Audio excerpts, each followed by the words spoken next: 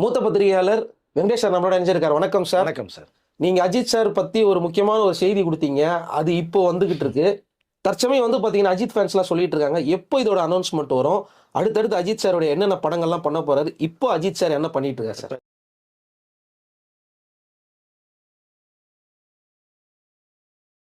பேசலாம், ஒன்றும் வரிசையாக பேசுவோம். நம்ம சேனலில் தான் பேசியிருக்கேன். இந்த F1 ஒன்று படம் பண்ண போகிறாங்கன்ற ஒரு விஷயத்தை நான் கன்வே பண்ணியிருக்கேன்.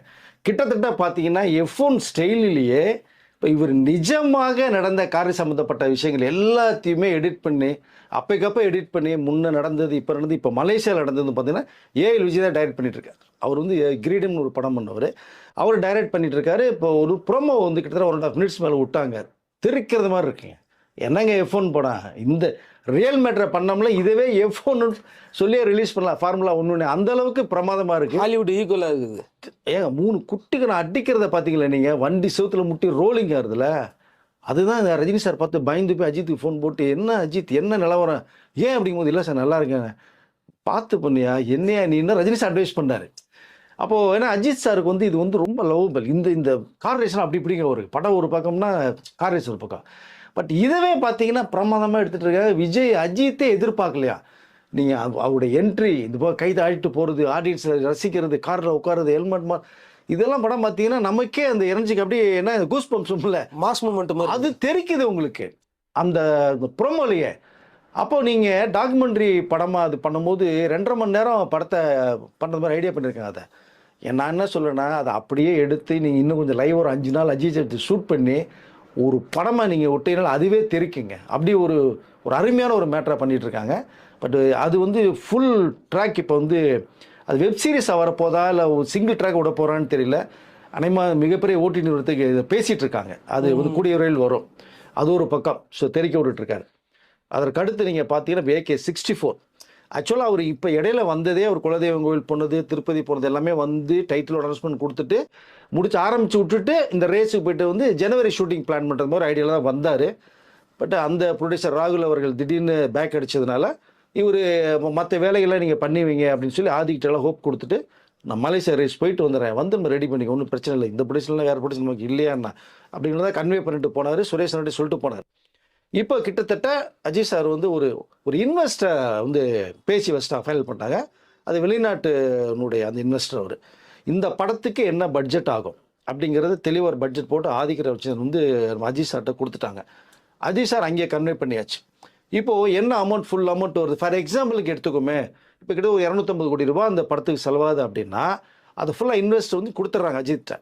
அஜித் ஒரு ப்ரொடியூசர் நாற்காலியில் உட்காந்துட்டு, ஹீரோ வித் ப்ரொடியூசர்னே வச்சிங்களேன் நீங்கள், ஃபஸ்ட் டைம் நினைக்கிறேன். ஸோ ப்ரொடியூசர் அழகாக உட்காந்துட்டு இவர் வந்து படத்தை வந்து அதை ப்ரொடியூஸ் பண்ணுறாரு. ப்ரொடியூசர் தயார் பேர் வராது, தனி யார் பேர் வரல, ஒரு அஜித் பேர் வரலாம், இல்லை அவர் பேர் வரலாம். பட் இன்வெஸ்ட் வந்து படம் கொடுத்துட்றாங்க. எல்லாமே அஜித் ரெடி பண்ணி வச்சுட்டாங்க. இப்போ மலேசியாவிலேருந்து இப்போ சென்னை வந்துட்டார். வந்து அதுக்கு வேண்டிய வேலையில் இப்போ ஏற்பாடு பண்ணிகிட்ருக்காங்க. பணம் இப்போ ரெடி, கதை ரெடி. மற்ற கோ ஆர்டிஸ்ட்டு வந்து ஹீரோயின் வந்து ஸ்டீலில் கமிட் பண்ணுறது மாதிரி இருக்காங்க. மற்ற கோ ஆர்டிஸ்ட் வேலைகள், டெக்னீஷியன் வேலைகள் எல்லாமே போயிட்டு, அனிருத் கூட இருக்காரு, அனிருத் இதில் வர்றாரு, உள்ளே வர்றாரு. ஸோ இந்த காம்போவில் எல்லாமே பண்ணிகிட்ருக்காங்க. ஆதிக்கு வந்து குட் பேடகிலே நான் ஒரு ஃபேன் பாய் இருந்து டைரக்ட் பண்ணேன், இதோட டைரக்டராக இருந்து பண்ண போகிறேன். அஜித்தை நீங்கள் குட் பேடகில் பார்த்த விட 10 மடங்கு அதிகமாக இந்த படத்தில் நீங்கள் பார்ப்பீங்க அப்படின்னு நான் ஒரு செதுக்கி வச்சுட்ருக்காரு கதையை. பிரமாதமான ஒரு கதை, பக்கா கமர்ஷியல் ஆக்ஷன் அது. பட் இதில் சேர்ந்து தான் இப்போ அஜித்தை வந்து உட்காந்துட்டு இப்போ ஜனவரியிலேருந்து படத்தோட டைட்டில் எல்லாமே ஃபிக்ஸ் பண்ணிட்டாங்க. ஓரலாக ஒரு 2-3 டைட்டில் வச்சுருக்காங்க. எந்த டைட்டில் அஜித்துக்கு பிடிக்குமோ ஜனவரி அன்னைக்கு அவங்க வந்து அந்த பூஜையோட டைட்டில் அனௌன்ஸ்மெண்ட் கொடுக்குறாங்க.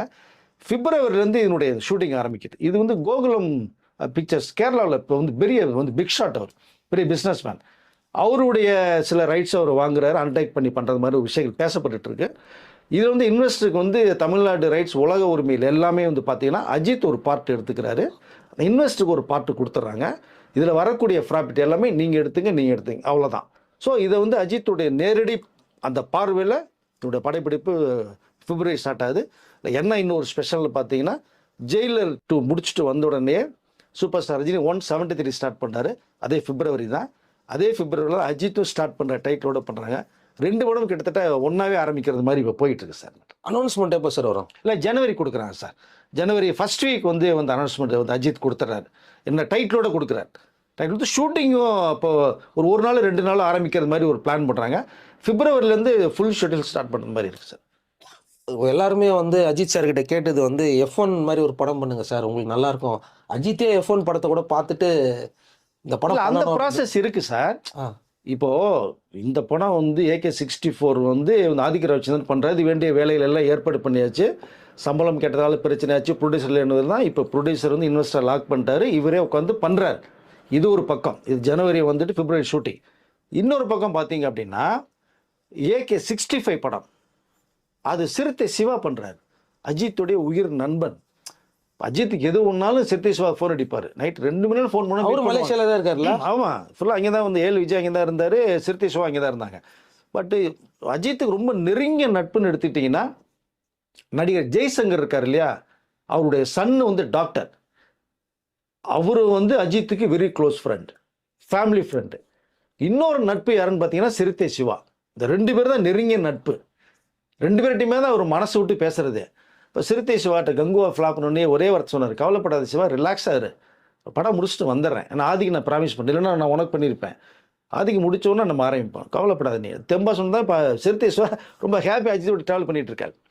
இப்போது AK-65 படத்தை சன் பிக்சர்ஸ் தயாரிக்கிறதா ஒரு பேச்சுவார்த்தை போய்கிட்டு இருக்கு. அதை வந்து சிறுத்தை சிவா பண்ணுறாரு. அதுக்கு வேண்டிய ஏற்பாடு எல்லாமே பண்ணி முடிச்சாங்க. கதையும் ரெடி உங்களுக்கு, சரிங்களா?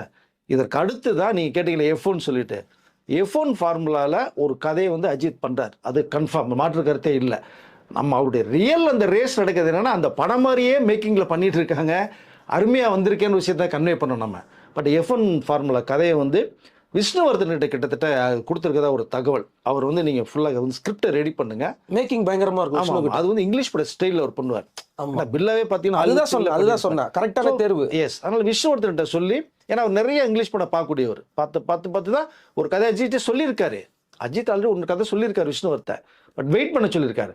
அதுக்கிட்ட இந்த F1 ஒன்று நம்ம படம் பண்ணலாம், இந்த கதையில் பண்ணணும்னு ஆசைப்படும் போது தான் விஷ்ணுவர்தன் அந்த பொறுப்பை கொடுத்துருக்காரு அஜித். இப்போ விஷ்ணுவர்தன் நிறைய அந்த F1 ஃபார்முலா ஸ்டைல் உள்ள படங்கள் ரெடி பண்ணி அவர் ஒரு கதையை ஒரு பக்கம் உட்காந்து ஃபுல்லாக ரெடி பண்ணிட்டு இருக்காரு. இப்போ அது வந்து AK-66 படமாக அது அமையும். அது பேனர் யாருன்னு தெரியாது, பட் அந்த வேலைகளும் போயிட்டு இருக்கு. இப்போ அஜித்துடைய அந்த அதாவது என்ன சொன்ன ஃபிலிம் லைனில் வந்து 3 படங்கள் இப்போ ரெடியாக இருக்குது. ஓகேங்களா? பிப்ரவரியில் வந்து AK-64 ஸ்டார்டிங், அது முடிஞ்சோன்னே சிறுத்தை சிவா ஸ்டார்டிங், அது முடிஞ்சோடனே AK-66 விஷ்ணுவர்தன் ஸ்டார்ட் பண்ணதான வாய்ப்பு நிறைய இருக்குது சார். மேட்டர் இன்னொரு பெரிய ஒரு அதிர்ச்சி தகவல், மங்காத்தா ரீரிலீஸ்.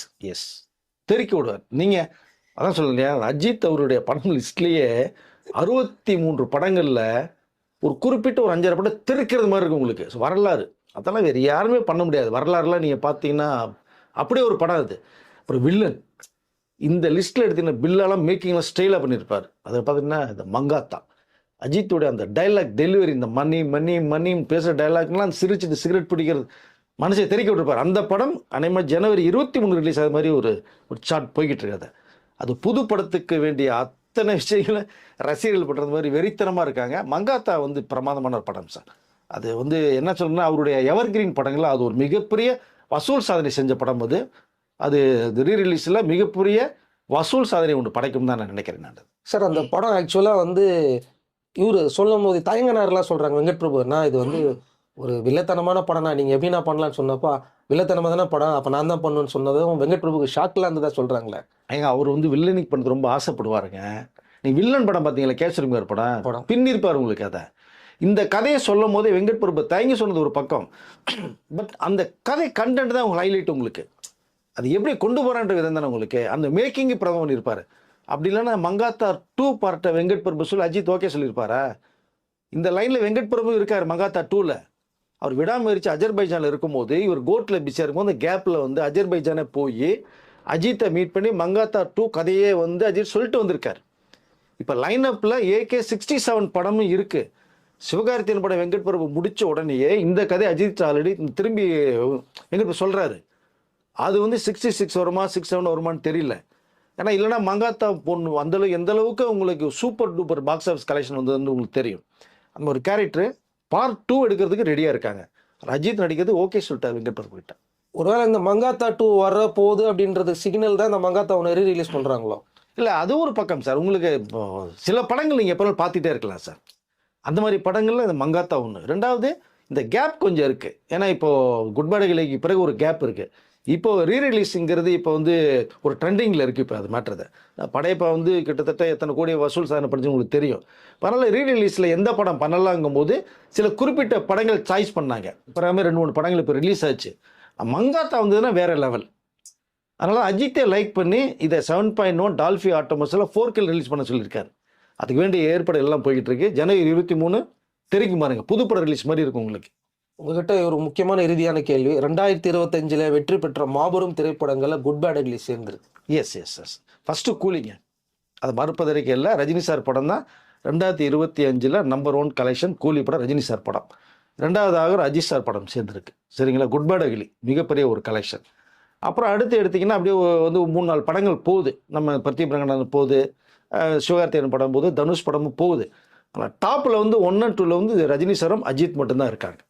ஸோ அப்போ அந்த குட் பேட் அக்லி மீது வந்த விமர்சனத்தெல்லாம் தாண்டி அந்த படம் மிகப்பெரிய வெற்றி படம். மிகப்பெரிய வெற்றி தான், அதனால மறுப்பதற்கு இல்லை சார். ப்ரொடக்ஷன் கம்பெனி தான் சில விஷயங்கள் சொல்லிட்டு இருக்காங்க. எனக்கு வந்து லாஸ் ஆயிருக்காது இருக்குன்னு சொல்லிட்டு இருக்காங்க. வசூல் சாதனை செஞ்ச படங்கிறது எல்லாருக்குமே தெரியும்.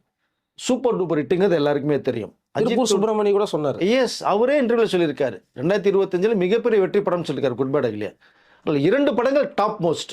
ஸோ ஒன்று சூப்பர் ஸ்டார் ரஜினி படம் கூலி, இன்னொன்று அஜித் சார் படம் குட் பேட் அக்லி. அது ஒன்றும் மறுப்பதற்கே இல்லை. நாம சொல்லலை உங்களுக்கு. நீங்கள் திருப்பி பார்த்தீங்கன்னா நீங்கள் சொன்னது மாதிரி திருப்பூர் சுப்பிரமணியம் சாரே சொல்லியிருக்காரு இது. ஏன்னா அவர் தேட்டர் அவங்களுக்கு தான் தெரியும்ல, தேட்டர்கள் பண்ணுறவங்களுக்கு தான் தெரியும். தலைவர் வேறங்க அவர். இப்போ அவர் சொல்கிறது பொய்யாவா இருக்கும் உங்களுக்கு. அவர் வந்து கட்ட ரேட்டாக பேசக்கூடியவருங்க. நீங்கள் கேட்குற கேள்விக்கெல்லாம் மேல் சொல்ல மாட்டார். எது கரெக்ட் எது நியமம் அதை மட்டும் தான் பேசுவார். அவர் சொன்ன விஷயங்கள்லாம் இந்த படம் 2 படமே அடங்கியிருக்கு. அப்போ இதுக்கு மேலே என்ன வேணும் உங்களுக்கு? ஸோ அப்போ கண்டிப்பாக அந்த ஏன்னா குட் பேட் அக்லியை பற்றி ஒரு கான்ட்ரவர்சி போயிட்டே இருக்குது. அதுக்கு ஒரு ரசிகர்கள்கிட்ட சொல்லலாம். கண்டிப்பாக சார், சூப்பர் டூப்பர் தான் சார். அது ரசிகர்களுக்கே தெரியுமே, கமெண்ட்ஸில் போடுவாங்க பாருங்கள். கண்டிப்பாக Good bad Ugly box office hit தான், கலெக்ஷன் தான். கம்பெனி சைடு சொல்கிறாங்க, அது எதுக்கு சொல்கிறேன் ஒன்றும் சரியா புரிய கிளாரிட்டி இல்லை. ஆனால் அவங்க அஃபிஷியலாக அந்த மாதிரி சொல்லவே இல்லை, சொல்லவே இல்லை. ஓவராலாக வந்துட்டு இருக்கு. ஏன்னா அவர்கள் அடுத்த அஜித் படத்தை வச்சு ஒரு படம் ஒன்று ரெடி பண்ணாங்க சார். அது ஒரு ரீசன் இருக்குது. அந்த படம் குட் பேட் அக்லியில் ஷூட்டிங்கில் இருக்கும்போது ஆதிக் சொன்ன அந்த கதை பிடிக்க போய் தான் அஜித் ஓகே சொன்னது. அப்போது அவர்கள் சொல்கிற இயக்குனர் தெலுங்கு இயக்குனர் சொல்கிறாங்க, அஜித்துக்கு அதில் உடன்பாடு இல்லை. நம்ம ஆதிக் ப்ராமிஸ் பண்ணிட்டோம், அந்த இயக்குனர் வேணால் அடுத்த படம் பண்ணலாம், பட் இப்போ நான் முடியாதுன்னு சொன்னதனுடைய விளைவு தான் அது ட்ராப் ஆச்சு. மைத்ரி மூவி மேக்கர்ஸில் வந்து அஜித் பண்ணக்கூடியது. அதுக்குள்ளே ஒரு சின்ன அரசியல் ஓடிச்சு இல்லையா, அதன் விஷயமா பேசப்பட்டிருக்கலாம், பட் தெரியாது என்ன இயக்குனர் மாறதுனால தயாரிப்பு நிறுவனம் மாறிடுச்சு. எஸ், மாறிடுச்சு. நான் சொல்கிற இயக்குனர் உங்களை படம் பண்ணுறாங்க, இல்லை நான் சொல்கிற இயக்குனர் நீங்கள் படம் பண்ணணும்னு இவர் சொன்னார். அதில் தான் அந்த படம் பிரேக் ஆச்சு. ஒன்றும் இல்லை, அரசியல் இதெல்லாம் சாதாரண மாதிரி 2 பேரும் ஒன்று சேர்ந்து திரும்பி படம் பண்ணாலும் ஆச்சரியப்படுறது இல்லை. எப்போவுமே அஜித்துடைய மாஸ் தெரியும், மைத்ரி மேக்கர்ஸ் தெரியும் உங்களுக்கு. அதை மீண்டும் தயாரிக்கலாம். ஸோ வெயிட் அண்ட் சி, நான் பொறுத்திருந்து பார்க்கலாம். நம்ம ஏன்னா மைத்ரி மூவிஸ் தயாரிப்பாளர் சொன்னார், எங்களுடைய நிறுவனம் தயாரித்த இந்த முதல் தமிழ் படம், இந்த படம் நாங்கள் கொடுறோம், எங்களுடைய கம்பெனியை வந்து பார்த்தீங்கன்னா ரசிகர்கள் ஃபுல்லாக கொண்டு போய் சேர்த்துட்டாங்க. ட்ரெய்லர் வரலன்னொன்னே எங்களை போட்டு அடின்னு அடிக்க ஆரம்பிச்சிட்டாங்க. அந்த அளவுக்கு பயங்கரமான ஒரு ரெஸ்பான்ஸு. ஏன்னா குட் பேட் அக்லி வந்தப்போ வந்து பார்த்தீங்கன்னா எங்கள் சர்வரே பிரேக் ஆயிடுச்சுன்னு சொன்னாங்களே, அதனால. ஏன்னா 2வது படமும் ஃபஸ்ட்டு கூலி சொன்னேன் இல்லையா, வசூல் சாரில் 2027 ஃபஸ்ட்டு படம் கூலி ரஜினி சார் படம். 2வது பார்த்தீங்கன்னா அஜித் படம். 3வது பார்த்தீங்கன்னா அந்த 2வது அஜித் படத்துடைய ப்ரொடியூசர் மைத்ரி மூவி மேக்கர்ஸ். 3வது படம் அவங்க படம் தாங்க வசூல் சாதனையில். ஸோ டியூடுங்க 150 கோடிகிட்ட கலெக்ஷன் இருக்குங்க. இதுக்கு மேலே என்ன வேணும் உங்களுக்கு? தமிழ் இண்டஸ்ட்ரி மிகப்பெரிய வரவேற்பை கொடுத்துருக்கலாம் உங்களுக்கு. அதான் அவர் சொன்னார், நாங்கள் வந்து அஜித் சார் மூலயமா நாங்கள் எங்களை லான்ச் பண்ணது வந்து பார்த்தீங்கன்னா ஒரே நாளில் எங்கள் கம்பெனியை வந்து தமிழ் ரசிகர்கள்கிட்ட கொண்டு போய் அஜித் சேர்த்துட்டாங்க. ஆமாம், ஒரே ஒரு ட்ரெய்லர் தான் நாங்கள் விட்டோம், அது இந்த அளவு போய் அதாவது எங்களுடைய சர்வரே பிரேக் பண்ணிட்டாங்க இவங்க எல்லாரும் சொன்னாங்கல்ல, அதனால சொன்னேன் நான். ஆக்சுவலாக அஜித்துக்கு என்ன வேலைன்றதை புரிஞ்சுக்கிட்டாங்க அவங்க, அவ்வளோதான். ஏன்னா ஒரு ரசிகரை வெகு விரைவில் சந்திக்க போறாரு. இப்போ எல்லாருக்கிட்டே நல்லா நார்மலாக பேச ஆரம்பிச்சிட்டாரு. வந்துட்டார் சார், கொஞ்சம் வெளியில் வந்துட்டார் சார். அவருக்கு ஒரு சின்ன கட்டம் கட்டி இருந்தார், அந்த கட்டத்துக்கு வந்து வெளியில் வந்துட்டார். நமக்கு அங்கே மலேசியாவில் தெருக்கி விட்டார், எல்லா ஃபேன்ஸையும் பண்ணார், இன்டர்வியூ கொடுத்தாரு.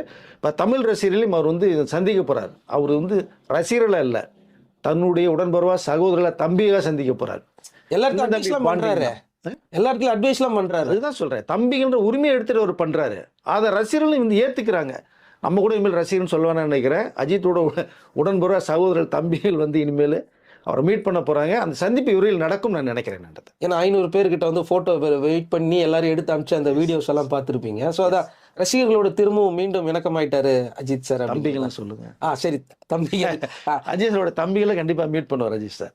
அதுக்கு வேண்டிய பேச்சுவார்த்தையில் அந்த டைம் வந்து கண்டிப்பாக வந்துடும் நான் நினைக்கிறேன். அஜித் சார் மீண்டும் பழைய அஜித்தை வரலான்னு நினைக்கிறாரு. உள்ளுக்குள்ளே வருவார் மீண்டும். அவரோட தம்பின்ற பேரில் ரசிகரனே வருது. தம்பியில் கண்டிப்பாக சந்திப்பேன்னு தான் நான் நினைக்கிறேன். நான் சென்னையில தான் இருக்காரு இப்போ. இப்போ சென்னையில் இருக்காங்க சார். சென்னையில தான் இருக்காரு.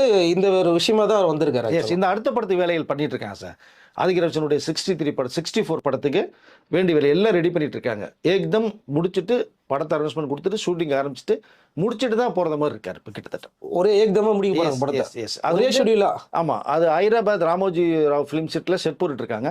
இன்னொன்று இங்கே பூந்தமல்லி நசரத் பேட்டையில் வந்து மைசூர் கணேசனுடைய ஸ்டுடியோ, EVP ஸ்டுடியோ, அங்கே ஒரு செட் போட்டுட்டு இருக்காங்க. 2 இடத்துல தான் மாறி மாறி ஷூட்டிங் நடக்க போகுது. அது ஸோ ஏக்தம் தான் அஜித் முடிச்சுட்டு ஒரே ஷெட்யூலில் முடிச்சு கொடுத்துட்டு தான் போகிறதா இருக்கார். Okay sir. இப்போ ஏன்னா அஜித் ஃபேன்ஸ் தொடர்ந்து கேட்டுக்கிட்டே இருக்கிறாங்க, என்னங்க எந்த அப்டேட்டும் வர மாட்டேங்குது இல்லை, அப்படின்னு. இந்த அப்டேட்டில் வந்து அநேகமாக எனக்கு தெரிஞ்சு மே 1 அஜித் சாருடைய அது பர்த்டே. அந்த பர்த்டேக்கு இந்த படம் வந்தாலும் ஆச்சரியப்படுறதுக்கு இல்லை, பட் கன்ஃபர்மேஷன் கிடையாது. வந்தால் ஆச்சரியப்படுறதுக்கு இல்லை. மேபி இல்லைன்னா நெக்ஸ்ட் வந்து ஆகஸ்ட்லேயும் தீபாவளி ரிலீஸ் ஆகும். Okay sir. அஜித் ஃபேன்ஸ்க்கு வந்து கண்டிப்பாக இது ஒரு ட்ரீட்டாக இருக்கும் இந்த வீடியோ. இன்னும் நிறைய அப்டேட்ஸ்லாம் கேட்குறாங்க. அதை அடுத்த வீடியோவில் சந்திக்கலாம். நன்றி சார். உண்மை என்ன பேசலாம். நன்றி சார்.